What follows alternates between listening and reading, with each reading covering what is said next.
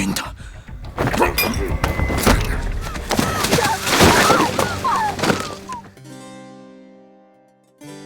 Halo, apa kabar semua? Selamat datang di channel Om Burhan. Om harap yang nonton di channel ini masih pada sehat dan waras ya. Kali ini Om akan membahas sebuah film dari negeri ginseng dengan genre action thriller berjudul Memoir of a Murderer yang dirilis pada tahun 2017 dan dibuat berdasarkan adaptasi novel karangan Kim Yong Ha. Bercerita tentang seorang mantan pembunuh yang tak sengaja bertemu dengan pembunuh yang berprofesi sebagai polisi, di mana masalah datang ketika polisi itu mengincar anaknya. Sontak mantan pembunuh ini berusaha melindungi putrinya. Namun di satu sisi, dia pun juga harus berjuang untuk mempertahankan ingatannya karena menderita Alzheimer. Sehingga terkadang kerap mengacaukan memorinya tentang sosok pembunuh berantai yang dia incar.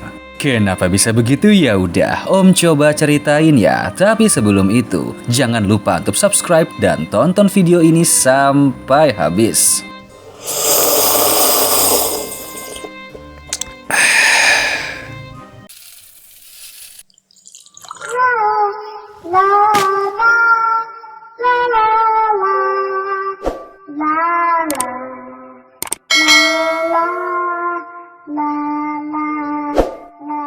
Time story.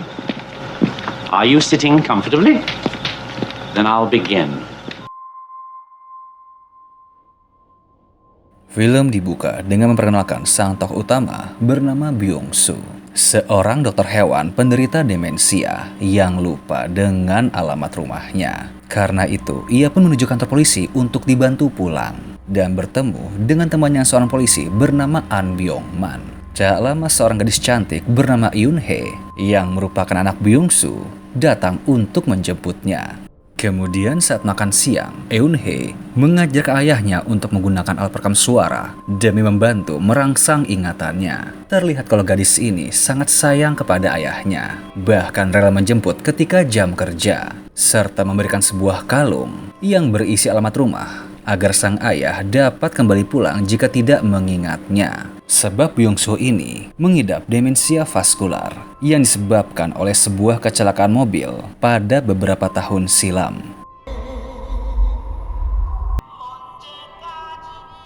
Saat di rumah, mereka makan malam sambil melihat sebuah berita di mana tingkat pembunuhan kian meningkat, yang korbannya adalah para wanita. Dan hal ini mengingatkannya pada kejadian di waktu muda, yakni ketika ia masih kecil. Karena sering disakiti oleh ayahnya, di mana hal itu memicu insting membunuhnya dan dengan buas menghabisi ayah kandungnya sendiri.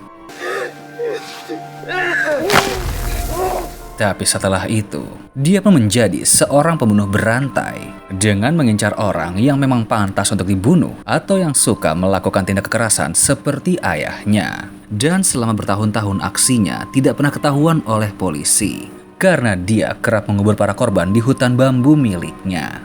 Walau mengidap demensia dan merupakan pembunuh berantai, namun Byung-soo tetap aktif menjadi seorang dokter hewan. Bahkan mampu bekerja dengan sangat baik karena telah menjadi kebiasaannya. Namun suatu hari, ia pun tak sengaja memberi terlalu banyak obat kepada seekor kucing dan menyebabkannya meninggal. Sehingga sejak saat itu, Byung-soo menutup kliniknya dan fokus menjalani pemulihan.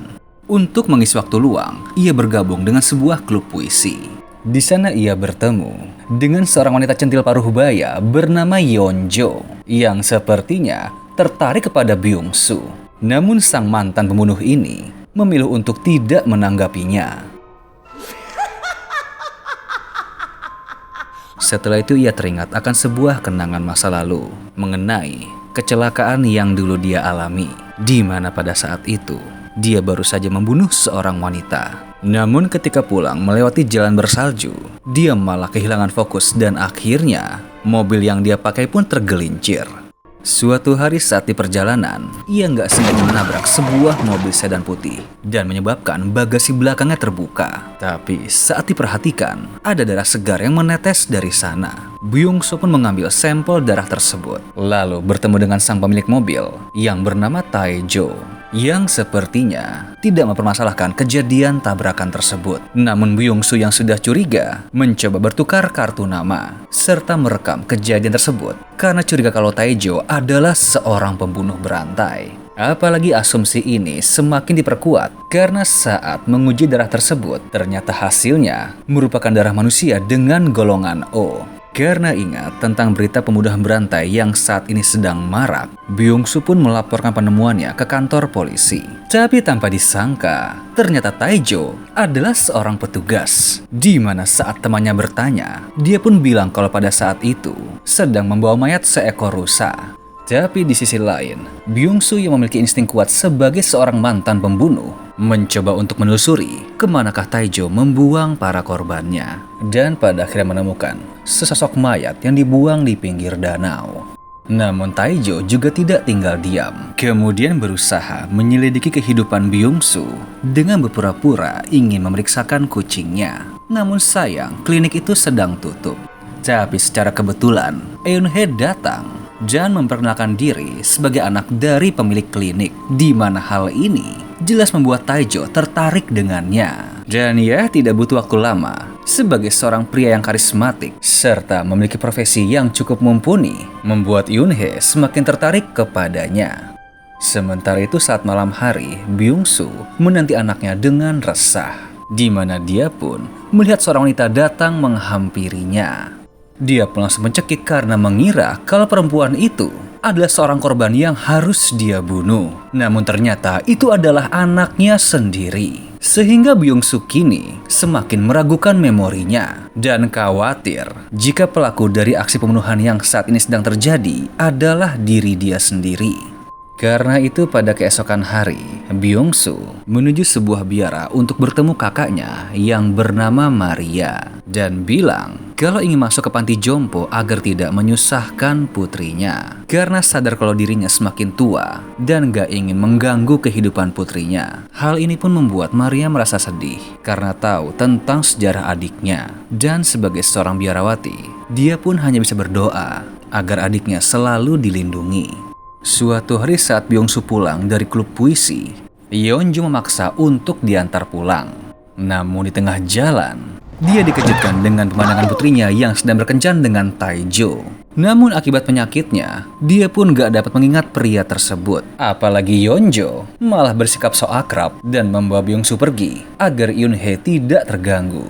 Tapi lucunya, di tengah perjalanan, Byung-soo bilang kalau dia tidak mengingat Yeonjo, sehingga menurunkannya di tengah jalan. Tujuan Tae-jo menjalin hubungan dengan Eun-hye adalah untuk mengorek informasi tentang Byung-soo, di mana secara terbuka wanita itu menceritakan kondisi kesehatan dan hutan bambu milik ayahnya. Lalu ketika Byung-soo sedang bertemu dengan Am Byung-man, dia pun kembali ingat jika anaknya sedang mengencani seorang polisi yang merupakan pembunuh berantai spesialis wanita. Jadi artinya Eun-hye sedang dalam bahaya, sehingga langsung mencari ke dalam bioskop tempat anaknya berkencan. Namun naas penyakitnya tiba-tiba kambuh, di mana ketika badannya mulai mengalami kejang, maka Byung-soo akan menjadi pikun dan lupa tentang tujuan dia datang ke sana, bahkan ikut menonton film. Namun saat sudah pulang ke rumah, ia pun kembali ingat dan langsung menginterogasi anaknya dan berkata jika pacarnya adalah seorang pembunuh. Namun Eun-hye malah balik bilang kalau ayahnya inilah yang mungkin saja seorang pembunuh berantai, karena dahulu pernah pulang ke rumah dengan sepatu yang berlumuran lumpur yang diduga berasal dari danau, tempat di mana ditemukannya mayat sang korban.